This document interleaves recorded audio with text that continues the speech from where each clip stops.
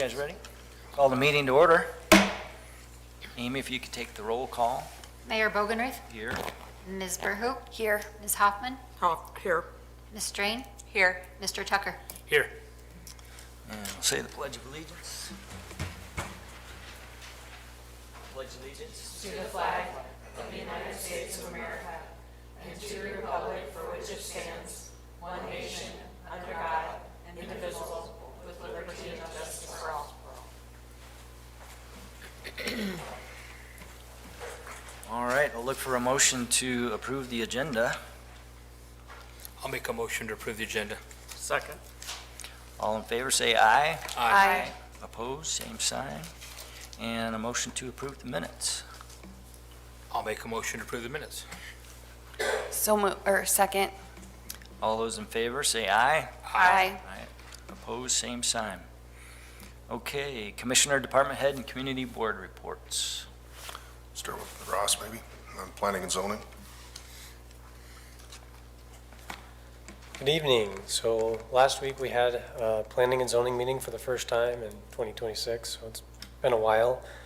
We elected a new chairperson, which was Pete Holbrook, who was the former chairperson as well, and Jim Christensen as the vice chair. After that, we had public hearings for 3 plats for the Union Crossing addition, and then followed by consideration of those 3 plats by the Planning Commission. All were approved and recommended for approval by this commission, which will be at the first meeting in March. After that, we had Andrew presented North Sioux City Economic Development Business Retention and Expansion Report, which went over well. We had some action on some cannabis ordinance updates that you'll be hearing about later tonight. There was a plat by Edward and Anna Falk that will also be considered tonight and was recommended for approval. And then there was another plat for Tract A relicted land to Zortman Lot 9, which is along McCook Lake.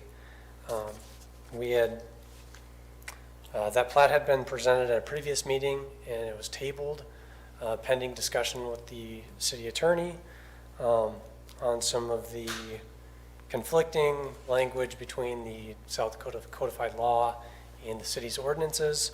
So the ordinances allow taking to the ordinary high water mark for reliction or accretion plats, and it's called that way in the ordinance specifically to the high water mark. And there's a separate South Dakota codified law that refers to the ordinary low water mark for reliction plat specifically. The Planning Commission opted to follow the city attorney and our advice and not approve the plat. At this time, we haven't heard that Greg Meyer is the one who submitted the plat. We haven't heard that he's withdrawing it. So based on the city ordinance process, it could still be presented, likely will be at the first meeting in March for your consideration, even though it had been recommended not to approve by the Planning Commission. And then there was also a building permit that was considered at 33 North Shore Drive. That was one of the properties that was damaged during the flood. We have an owner that's presented a plan to construct a dwelling, I guess, on one of those lots at 33 North Shore. It doesn't look like a typical house. It's kind of sunken down with the roof line, barely above what will be the future street elevation. We recommended to not approve that by the administration and pointed specifically to an ordinance provision regarding the definition of a dwelling unit must have provisions for eating, sleeping, and bathing. And that was not provided. Essentially, it's just one big open space with a separate bathroom. Sounds like the homeowner is planning to change those plans to include a bedroom, which was the only provision that wasn't met as part of that definition. So I don't know that there's any specific thing we can point to deny them that building permit. It was very small too. What was the square footage, remember? I don't have the square footage off the top of my head. It's like by It's- 40 by 40 or something. It's very small. Yeah, sounds about right. But anyway, we just wanted to let you know that that's likely going to be coming back in the next week or two. And it's, you know, a residential building permit that typically the planning commission doesn't even consider. In this case, we asked the planning commission to make that decision because it's kind of, The building permit was Yeah. approved though today. oh, it was. Yeah, based on they added a bedroom. And remember that last conversation, he mentioned if I put a bedroom in there, would it pass? Yes. And I said, yeah. So he did that, and so the building permit has been issued. But it's small, it just doesn't fit what we thought was a single-family home. So, I think that's it for planning and zoning. Thanks. Thanks, Ross. I'd like to just give you an idea of what is in store for the next meeting. North Shore Bypass, we should have 2 more properties to close on. The properties that we had previously approved should be paid and closed this week or next week. And we should have 2 more for your consideration at the March 2nd meeting. The North Shore reconstruction bid will be open February 25th. And we should be able to bring you a recommendation to the March 2nd meeting for the award of that contract. Like Ross said, we'll have some plats to approve for Union Crossing. Let's see what else. And we should have by then a first look at the McCook Lake lot grading projects that we've been talking about. We'll introduce those as concepts now, and we'll fine tune them and talk to some residents about them in the coming weeks, and then try to bring it back for authorization to bid. That's all I have. All right. We'll move on to community input. If anybody has an item they'd like to address that's not on the agenda.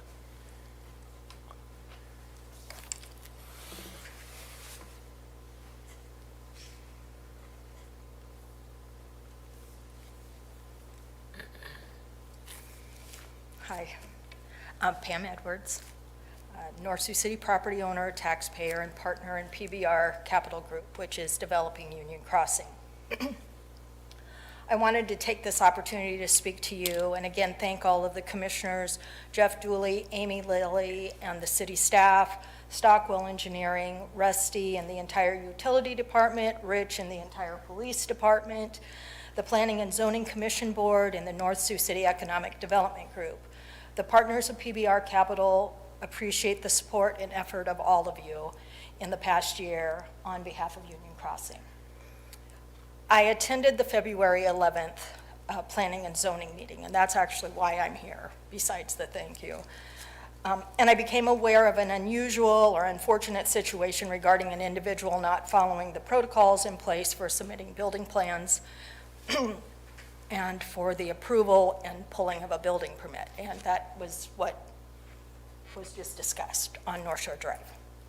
So, based on that information and the city ordinances, I just wanted to take this moment to assure the commissioners, the city staff, planning and zoning, and the North Sioux City community as a whole, that Union Crossing will have in place policy and procedures, design guidelines, along with covenants and restrictions to prevent someone from disrupting uniform growth, building a non-conforming structure, thus creating inconsistency and potentially negatively impacting neighboring property owners and property values in that neighborhood and the community. As you know, Union Crossing Phase 1A and B are developed to create an affordable residential housing development, but with that said, quality construction, consistency in design elements, engineered to create a desirable neighborhood for anyone and everyone to consider home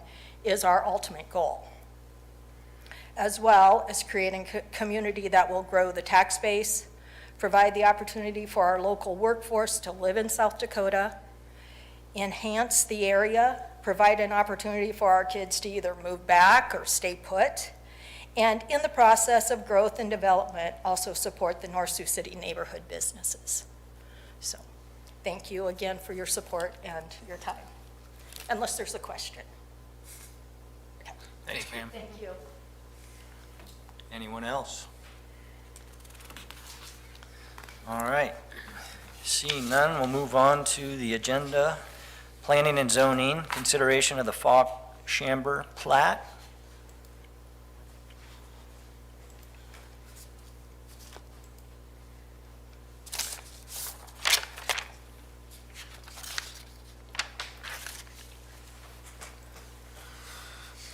Right. Anna and Edward Falk and Kendra Chamber are submitting a plat for lots 1, 2 of North Shore addition to the city of North Sioux City, Union County. The parcels that make up that plat include lot 62 and lot 64, or no, lot 60 and 62 on North Shore Drive. Currently, lot 62 is made up of 2 separate parcels, with the property line kind of splitting halfway through the house. This plat is to clean up that property line, as well as transfer a portion of lot 60 to lot 62, kind of a wedge piece, and then transfer back, vice versa, I guess, from 60 to 62, so that both properties are in compliance with current zoning regulations. Was there a drawing for that, Amy? Yeah, so on that exhibit, you can see the black line kind of running through the parcel on the left, or my left, is the property split on 62 North Shore. 60 North Shore is on my right, and then the yellow line is the new property line split between those. And this item was approved by the Planning Commission at last week's meeting and recommended for your approval tonight. Any questions? Motion to approve. Second. Any other discussion? All those in favor say aye. Aye. Opposed, same sign. All right, motion carries.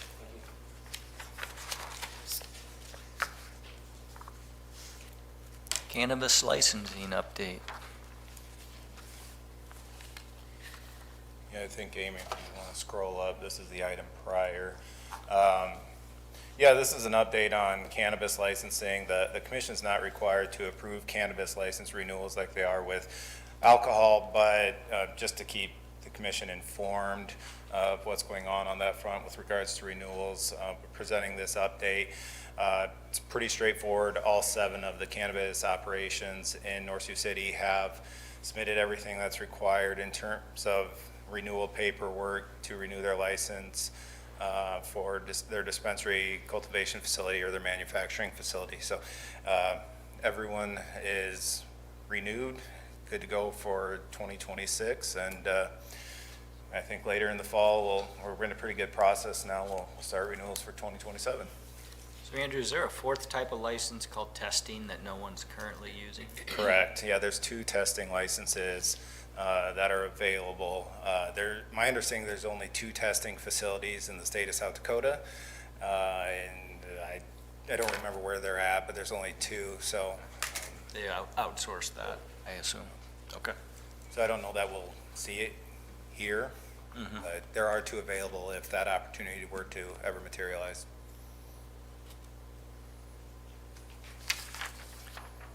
So Any this is que- just just an update. And then, any questions on the current licenses? That's all, the licenses that you've outlined here, that's all the licenses that were allowed in ordinance, correct?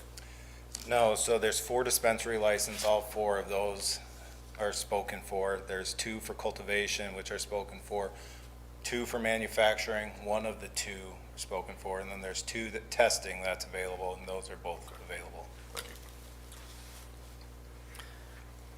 All right, I guess we can move on to Cannabis Ordinance 2026-01.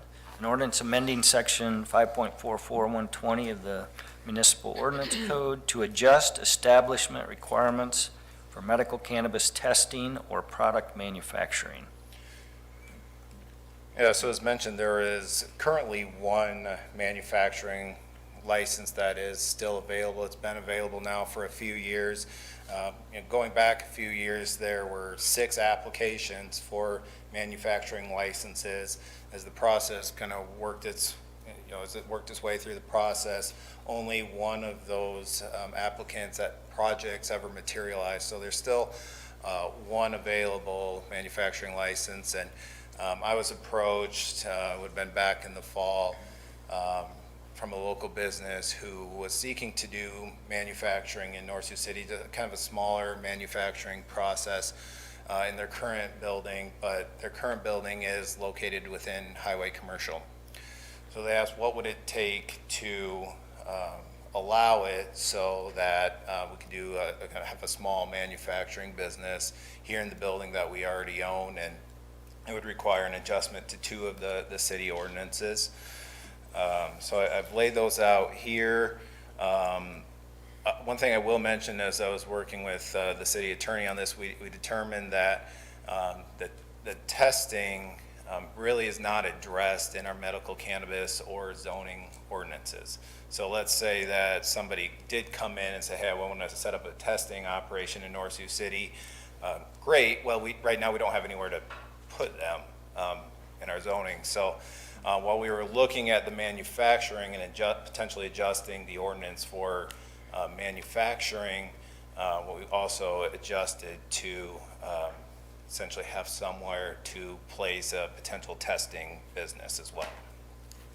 So the ordinance adjustments would accomplish 2 things here. One would be, well, I'll just kind of lump them together. What the ordinance adjustments would do, it would allow for testing in an industrial zone. It would also allow for testing in highway commercial with a conditional use permit that would have to be obtained through the Board of Adjustment. It would also, the ordinance adjustments would also allow for manufacturing to be within highway commercial if a conditional use permit were to be obtained through the Board of Adjustment. So the thought process there was, we don't necessarily want to just have a medical cannabis manufacturing anywhere in highway commercial. We would want to have the Board of Adjustment to have some say. Some locations may make sense, some may not. So it's a little subjective in terms of what would work, what wouldn't, but it would at least give the city an opportunity to look at a proposed project and have a say in it, as opposed to just allowing testing and manufacturing anywhere in highway commercial. So the first change is to the cannabis ordinance. It'd be 5.44.120. In the ordinance, there'd be an added section J, and it would just accomplish kind of what I talked about, allowing testing within industrial or highway commercial with a conditional use permit, and then also allow for manufacturing in highway commercial with a conditional use permit as well. And then the adjustment to chapter 17.44.3 is the zoning ordinance. It would add item M, which would allow for medical cannabis testing or product manufacturing as a conditional use in highway commercial. So it's 2 changes that would be required to adjust the medical cannabis rules regarding highway commercial, and then establish zoning rules for testing. One question I have, Andrew, is, for example, the current cultivation facility that we have, I know they went to great lengths to add filtration systems so we don't smell what they're producing. And is there anything that we should be adding in our ordinances to make sure others do the same? Because I don't think many of us probably want to smell the product Right. on a regular basis. Yeah, there's nothing specific to the smell or the odor of cannabis in our current cannabis ordinances that I can recall as we've worked through this. The city does have an odor ordinance, kind of a general one, not specific to manufacturing. So. Just to consider, or for something for us to think about to make sure we're covering our bases here. Is that required as part of the state licensing? Maybe for the proper ventilation of the cultivation? I mean, the cultivation is where its smell is probably most prevalent. Is there anything, do you know if there's anything? Not that I know of. You know, with manufacturing and testing, if they were going to highway commercial, they'd have to get a conditional use permit, so you could possibly do that, you add a condition, but then you'd also be treating them differently than everyone else, so, I don't know if I have a good answer to that one. Maybe we can kind of look at other ordinances in the state and see if they've got any filtration requirements within theirs on cultivation.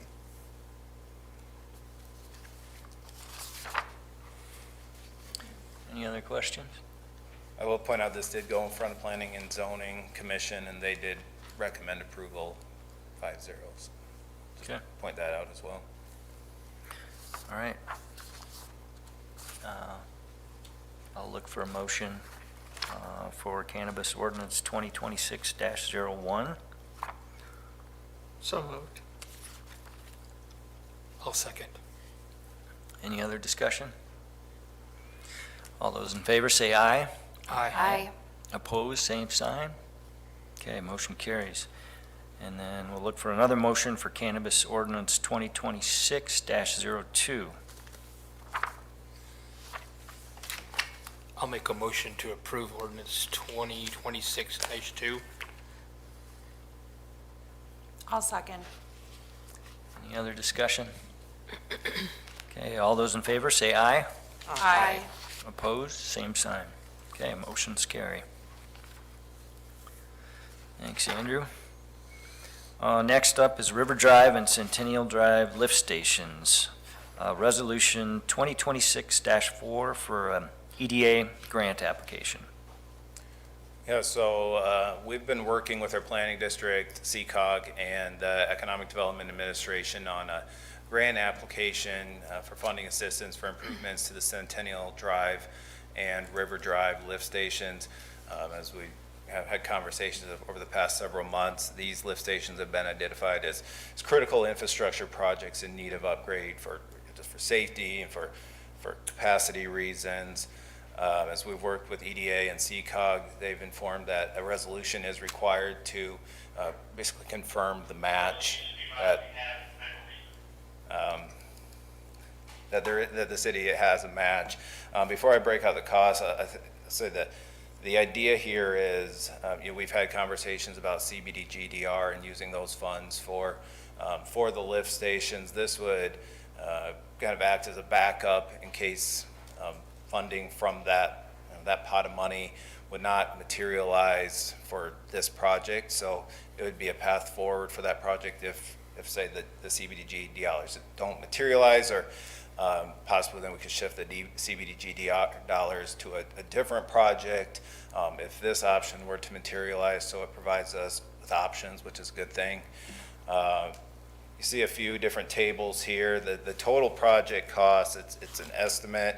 It could change, but right now it's a little over 8.7 million for the total cost. That first table breaks out the full scope of the project. The second table is just the EDA eligible piece of the project. So EDA doesn't fund things like land acquisition and engineering. So those ineligible pieces of the project were stripped in this table just to show what the EDA could come in for. They can come in for 80% of the project, so that's broken out in the second table. And then the third table would then be what's left over for the city to match, and then to come in for some of the costs that are not EDA eligible. So then the fourth table includes an overall funding breakdown. So the maximum EDA, it's a little over 5.8 million. non-EDA eligible plus city expenses would be close to 3 million, then you get the total project cost. So if you look at the resolution, there's some dollar amounts in there. Item 1, those are only for the EDA eligible aspects of the project. So that's 7.286, the total EDA eligible expenses, and then the over $1.4 million, that confirms the 20% match. The resolution is something that CCOG's informed that we got to put this together. This was done in collaboration with CCOG and the EDA directly. This doesn't bind the city to anything, but it just creates an opportunity for funding. And if this EDA funding, I think, is partially due to the flooding that occurred in 2024. So it's a disaster supplement, which we are eligible for since we are in that area. And if you scroll down again, back down to the memo. So up a little bit, down a little bit, I mean. So that 2.9 million, if this EDA application was successful, the 2.9 million could still be covered by CDBG-DR, and then we could just steer more money to a project like North Shore Bypass or other initiatives that we might have. I'll make the motion to approve Resolution 2026-4. Second. Any other discussion? All those in favor say aye. Aye. Opposed, same sign. And motion carries. Thanks, Andrew. Thank you. Next item is to declare garages as surplus property. Yeah, so, in the acquisition of the flood lots, 85, 87, 89, and 93 had garages on them. So as we get into our grading concepts that we'll be showing you next month, one of the things we need to do is get rid of those garages. What this does is it declares those, since they're now assets of the city, they declare those as surplus and allows us to dispose of them. We'll get an appraisal or get get a valuation from residents to value them, and then we can move forward and dispose of them either by sale or by just demolishing them, depending on how that rolls out. We're hoping that we could maybe get someone to move them for us, and if somebody has a use for them, we could sell it to them or give it to them, however the bid works out. But we would then bring you a closed bids. We'd open sealed bids here for those and then award them appropriately. But this is the first step in that process. Okay. As part of, you see in your memo, we had put together a proposed motion for what would be declared for making those things surplus and then directing a certain process. And we included in here an appraisal by a licensed appraiser, which is one option. You can also appoint 3 property owners within the city of North Sioux City to do an assessment of the appraisal.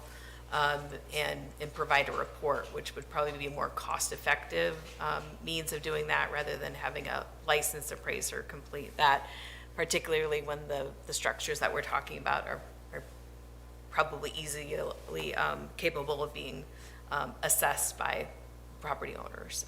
So we would want to specify that in your motion, that we would appoint 3 property owners to complete that process and then direct that it be sold through sealed bid after a notice is published as required.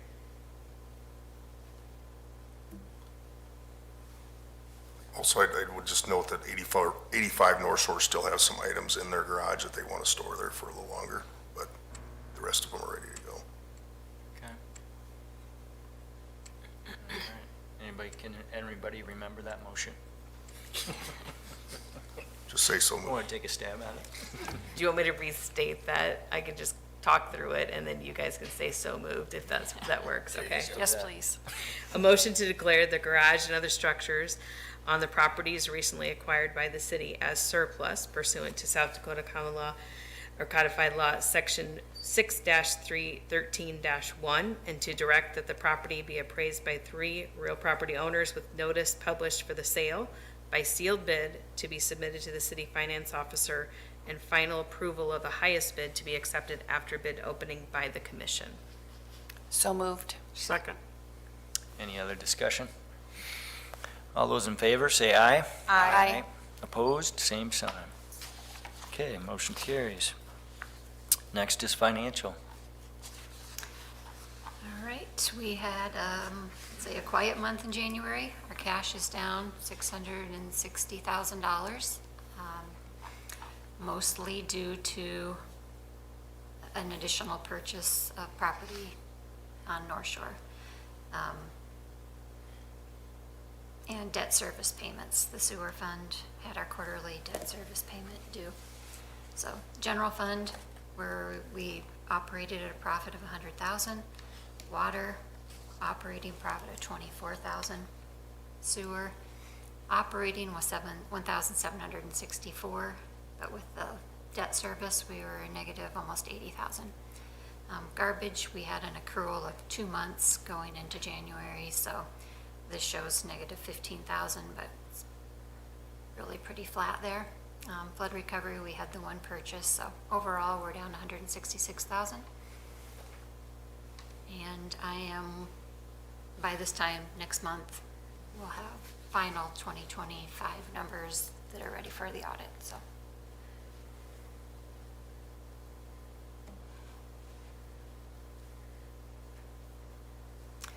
If there's no questions, we have, Motion? Yes, do we need to approve the financial statements? Don't need one? Okay. we have 2 properties that were purchased during the flood. I think it's 2 Penrose and 20 North Shore that we used for staging and work areas. Due to the timing of that, they didn't get transferred and marked as exempt for property taxes, so we need to do the application for abatement of those taxes. So I do need a motion for that. I'll make the motion to abate those properties for property taxes. Second. All those in favor say aye. Aye. Opposed, same sign. Okay, approval of bills. I'll make the motion. For the bills. All right. Second. Pay them, get them paid. All those in favor say aye. Aye. Opposed, same sign. Okay, motion carries. Meeting is adjourned. Need a motion? Yeah. Oh, I skip that every time. You do I skip can't that just every close the meeting I'll on make my the own. motion to close the. Thank you, Jessica. I'll second that. All in favor say aye. Aye. Aye. Okay. Now I'm going to close. You just had ESP. Just like the gavel. I just get the gavel.